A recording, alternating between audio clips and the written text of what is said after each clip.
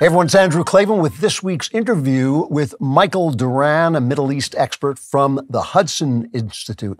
I was recently listening to an interview with an Israeli journalist named Haviv Redigur on Barry Weiss's Honestly program, and she asked him what he thought of American foreign policy as an Israeli.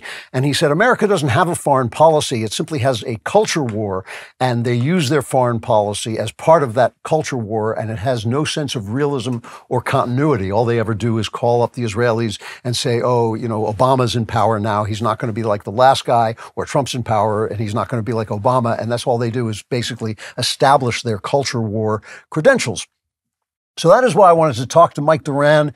He is not just an expert on the Middle East. He has always had a uniquely realistic take on the Middle East, very down to earth. As he once said to me, the idea of foreign policy is to hurt your enemies and help your friends, which I think is something that we actually do forget here. So I'm hoping he's going to explain what's going on now. He is a senior fellow and director of the Center for Peace and Security in the Middle East at the Hudson Institute and co-host of the Israel Update podcast. So he is here for an Israel update. Mike, it's good to see you. How you doing? Great to be here. Thanks for having me. No, it's great to have you on. So let's start, obviously, with October 7th. This totally vicious attack unfolds. People raped to death, children killed, unbelievable. And on our universities, students pile out into the street to protest the Israelis, who are the victims of this attack. It's all evil colonialism. Nothing the Israelis can do is right. And hooray for women to death. We love those Hamas. They just do it like nobody else can. And a lot of people were shocked, but those of us who've been paying attention to the universities were not shocked. But let us talk about just the American interest, because on the right, there are Jew haters too, and they hate the Jews so much that they don't want us to do anything for Israel, and that's how they establish all their foreign policies, how much they hate the Jews and how do the Jews get hurt. That's on the right. What is America's interest in this war, if there is one? So our interest is very simple. Our interest is to weaken Iran and its allies. There's a global alignment. You could call it an alliance. We can argue, is it an alliance? Is it an alignment among China, Russia, and Iran? Each one of them, though, is clearly opposed to the American order, and each one of them in its own sphere, China in East Asia, Russia in Europe, and Iran in the Middle East, are trying to weaken the American alliance system. The biggest threat to Iran in the region is Israel. And so what Iran is trying to do is weaken Israel. What we should be doing, and we're not doing it, but what we should be doing is aligning with Israel so as to weaken Iran and Hezbollah and Hamas. The Biden administration has adopted a kind of position of a mediator between Iran and Israel. We should be just supporting it, weakening Iran. That's the American interest. I mean, continually we hear we don't want this to escalate, but it seems to me that escalation is how people win wars. It's like saying don't have D-Day because that will escalate the war. I mean, this should be an open attempt to destroy Hamas, right? Is that wrong? The problem with you, Drew, is that you just see things in a very simple, straightforward manner, which cuts out the need for experts. You, by the way, you introduced me as an expert. We don't trust experts anymore, so I just want to be an interesting amateur, please. So defeating Hamas, defeating Hezbollah, defeating Iran, that should be the goal. Sophisticated people have a lot of other ideas. The administration, like I said, it sees itself as mediating.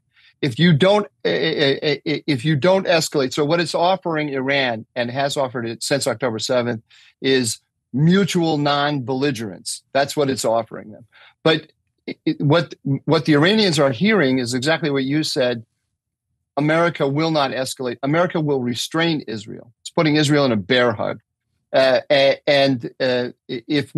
our side never escalates and the other side does escalate, they escalated on October 8th.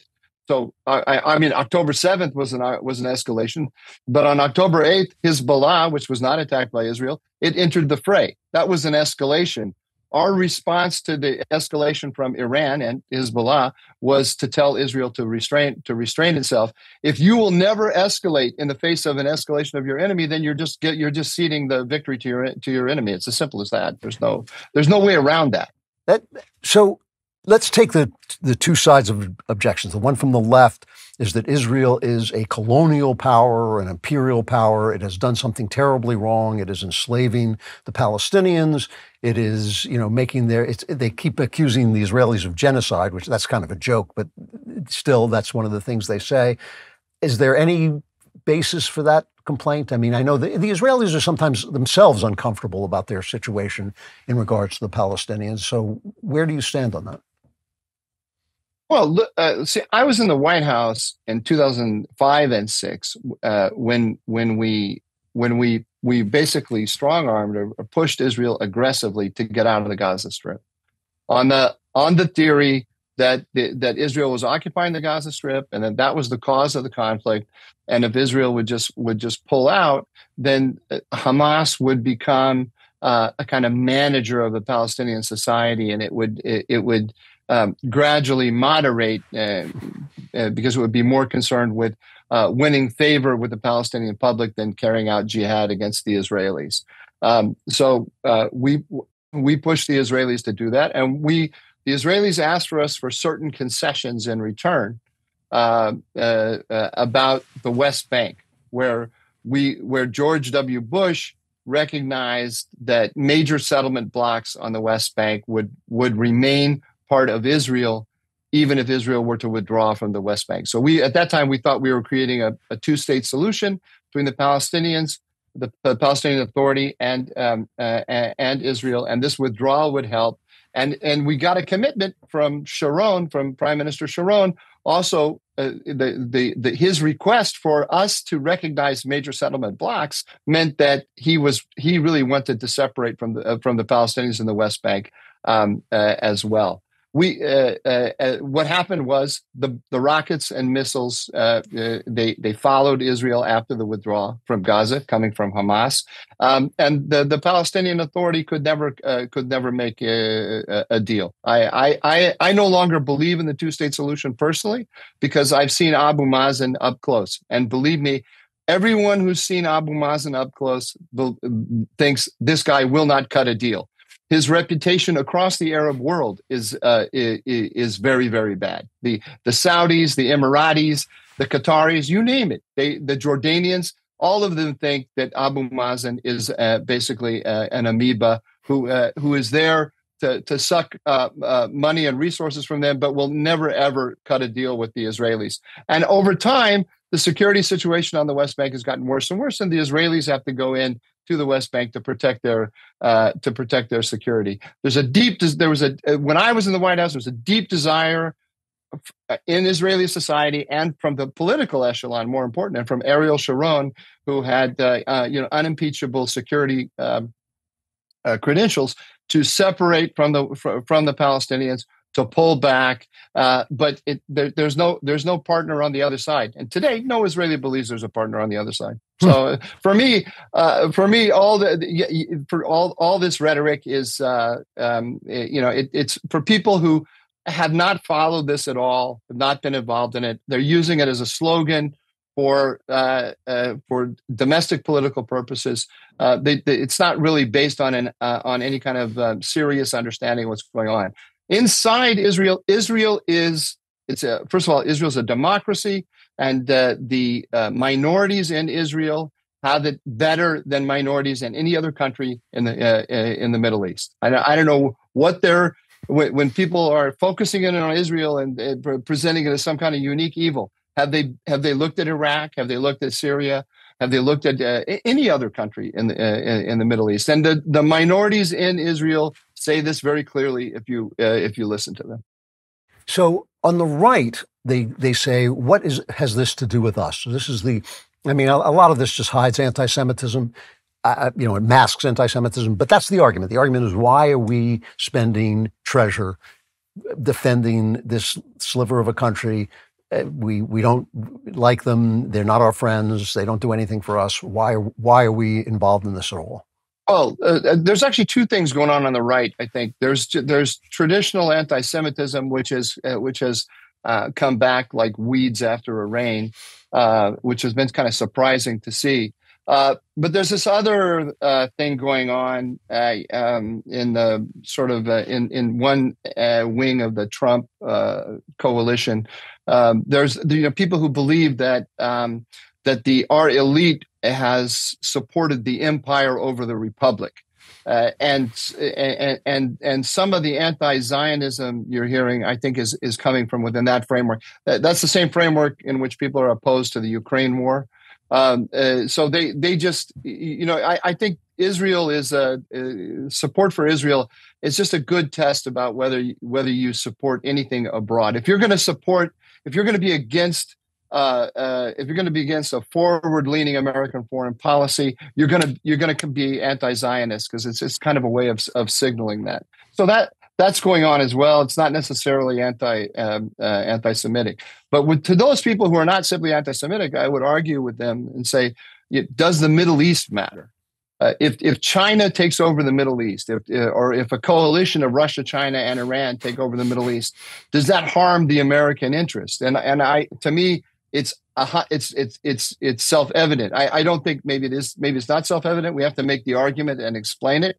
But if we think the Middle East still matters to America, then we have to care about Israel, because Israel is the strongest ally of the United States. Now, there are only two countries in the Middle East that are allies of the United States and that have militaries that can project power beyond their borders in any kind of serious way. And that's Turkey and Israel. So if we're going to try to find a way to pull back, because I think that our political leadership is getting a very clear signal from the right and from the left. Or I guess this is from the left and from the right, and that's that we're tired of these military commitments to this part of the world. We're tired of these boondoggles of trying to reshape these countries, and we want to pull back.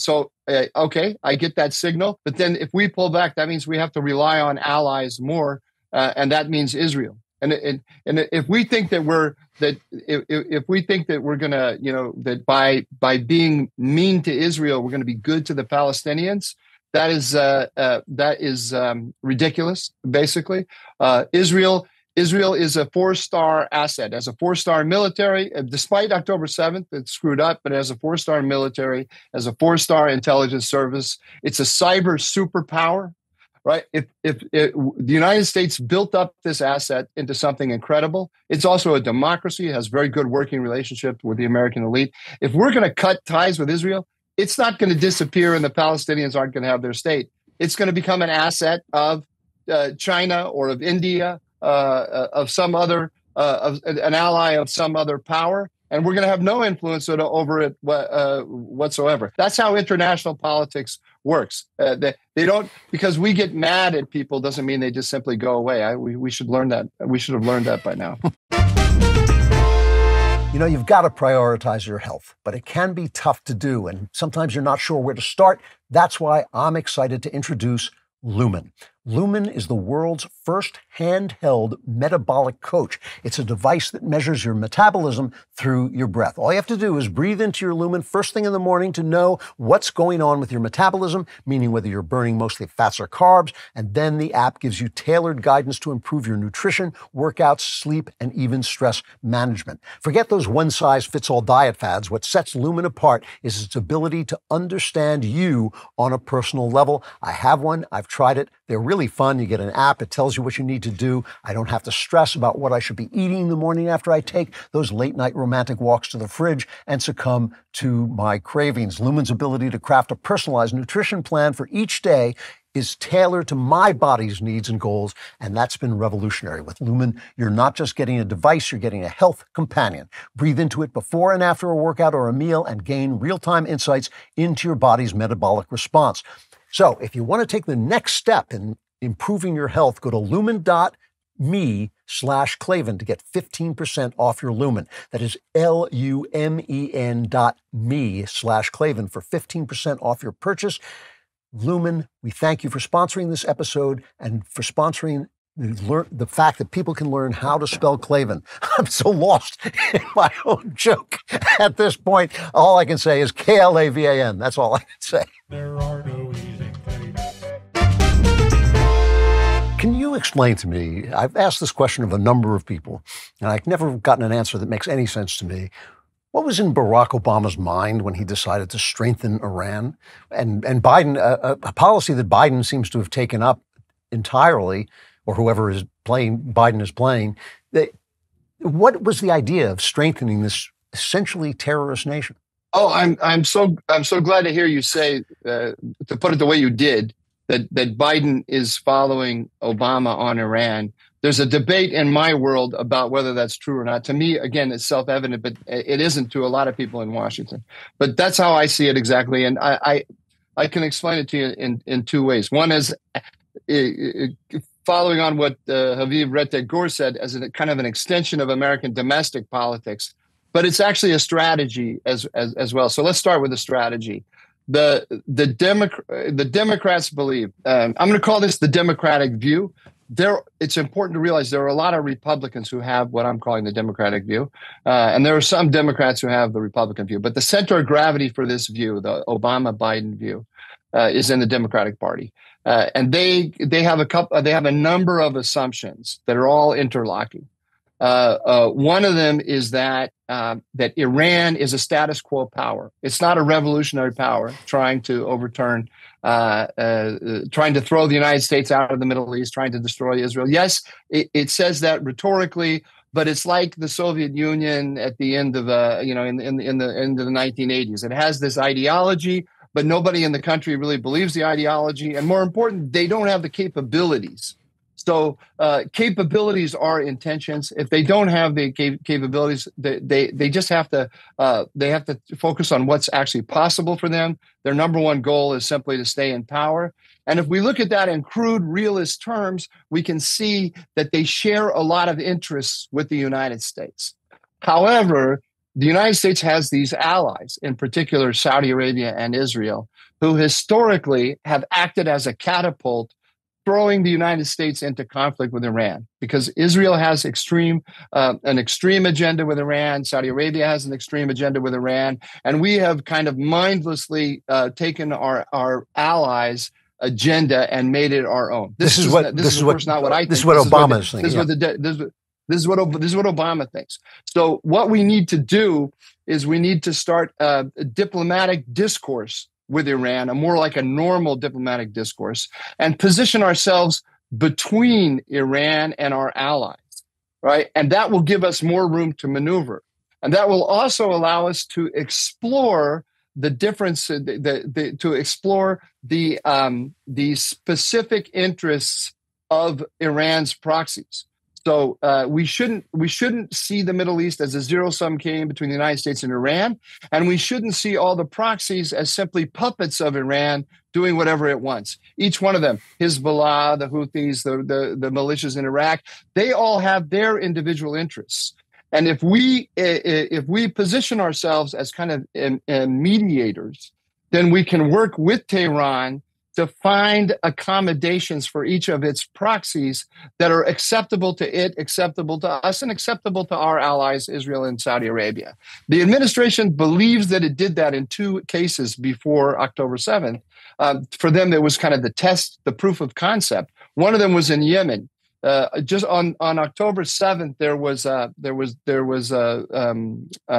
a process was well in place of the Houthis reconciling with Saudi Arabia.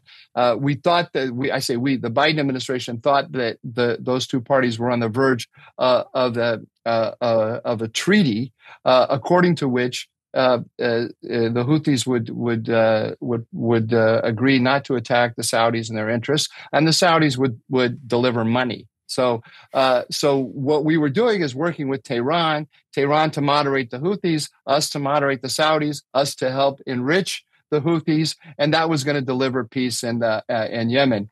And there was a similar process at work in Lebanon, where we brokered a maritime border agreement between the Israelis and the Lebanese, which began, the whole process began under the Biden administration with Hezbollah threatening to strike Israeli gas platforms in the Mediterranean with drones. And in order to prevent a war, we went and we brokered a deal in which the Israelis withdrew their claim to their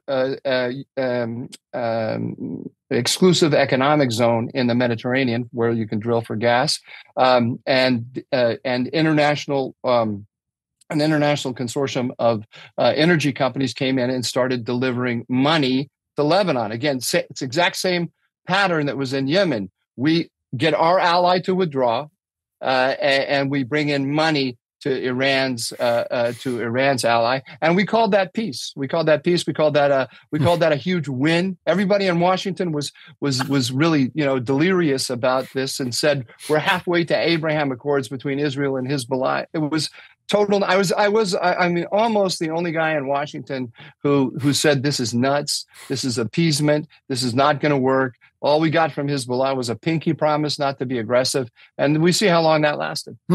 So October 7th. So then October 7th happens, right? It happens after all this is done. Yeah.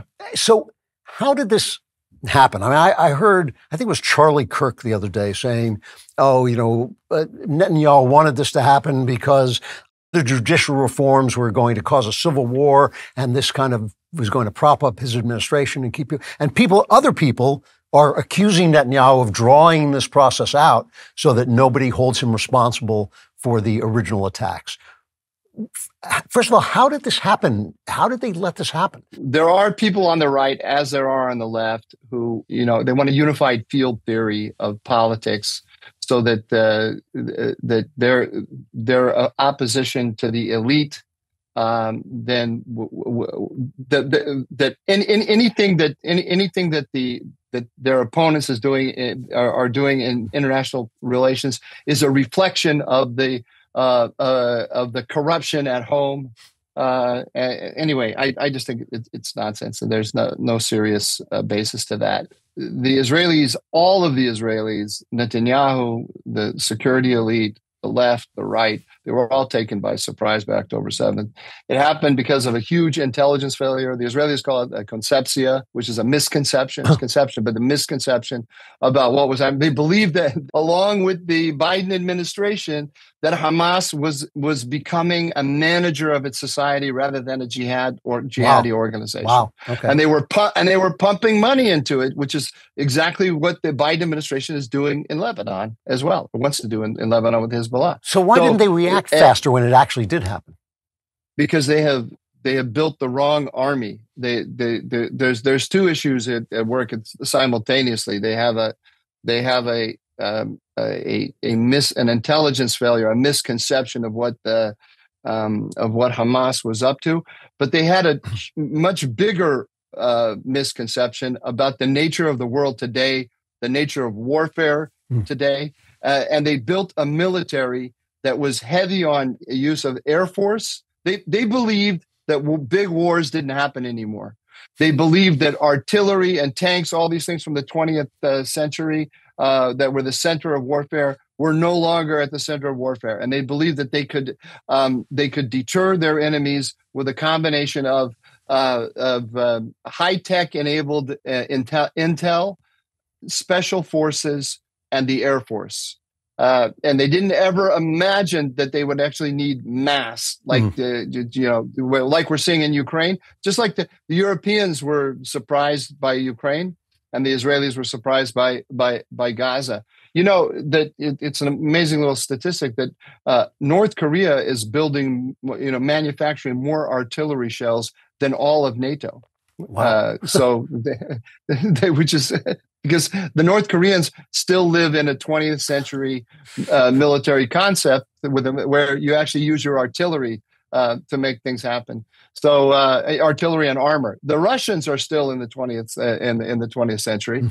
NATO and the Israelis went to this Star Wars conception where high tech gizmos can solve all of our problems. So What do we want to see? Do we want we obviously nobody wants American boots on the ground in Israel, including the Israelis. They don't seem to be inviting us to fight over there. What should we be doing for the Israelis to bring this to a close? Well, the first thing we need to do is we need to define this as a war between the Iranian alliance system and the American alliance system. Ultimately, the Iranians are trying to take us down. The administration has framed this from the beginning as an Israeli-Palestinian conflict. Barack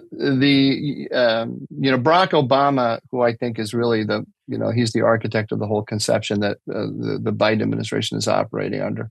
He said he was on a podcast, Pod Save America, in early November, and he said, listen, we have to hold two seemingly contradictory ideas in our mind simultaneously. One of them is that what Hamas did on October 7th, the raping, the murdering, and all that, is horrible. It's horrendous. We condemn it, and we support Israel's right to defend itself. On the other hand, the occupation is intolerable, and we have to do everything we can to stop the occupation. So ultimately what he's saying, but you don't have to read too much between the lines to see it, is that Hamas is a deformed and particularly ugly expression of a very legitimate Palestinian desire for self-determination, which is being denied by the Israeli oppressor who is carrying out the occupation. And if that's your analysis of what happened on October 7th and of the American interest, then the answer to October 7th is a peace process between the Israelis and Palestinians and a two-state solution. What the Biden administration did on October 7th, the first inclination they had is that, oh no, this renewed flare-up of conflict between Israelis and Palestinians is going to strengthen the Israeli right. It's going to strengthen Netanyahu. And so what we have to do is we have to constrain the right. And so they have been putting, they have opposed. We have to shut the war down, and we have to shut it down in such a way that weakens the Israeli right. And so they have been trying from the beginning to stop the war. It hasn't been well reported, but I know for an absolute fact this is. There's no doubt about this. I talked to Netanyahu's advisors when he came. I was at the speech when he came to Congress a few weeks ago. The Americans gave them an order not to go into Gaza on the ground. They gave them an order not to go into Gaza City. They gave them an order not to go into Khan Yunis. That was reported, but not well in the papers. You can go back and you can find it, as I've done after this. But what was very clear is that they told them not to go into Rafah. In the south on the Egyptian border. That was clear because Biden came out and said it explicitly. And so they want to shut down the war. If you shut down the war, then Hamas wins. I mean, because Hamas stays in power on the ground in Gaza. And so at the same time that they're saying stop the war and Hamas remains there, they're saying we need a two-state solution with a revitalized Palestinian Authority. But the Palestinian Authority rules in the West Bank, but Hamas kicked the Palestinian Authority in 2007 violently, kicked it out of Gaza. They're not going to take them. They're not going to take them back in.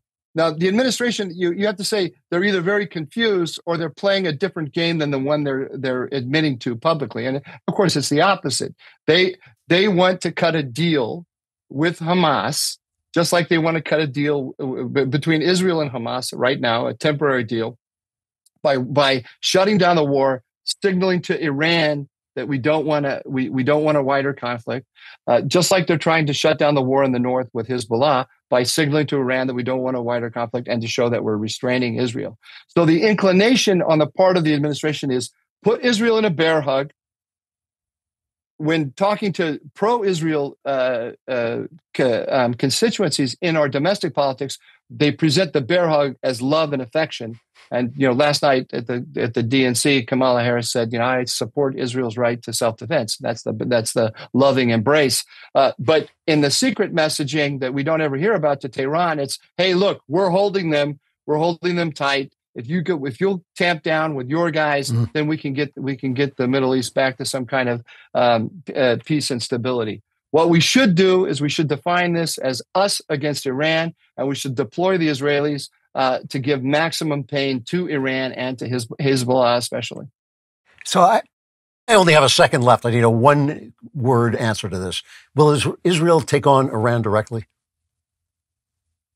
Not without us. No. Okay. They might do a little. They might do things like to deter Iran from escalating itself. They may carry out certain actions, but they won't enter a major war with Iran as long as we are as hostile to that as we are right now.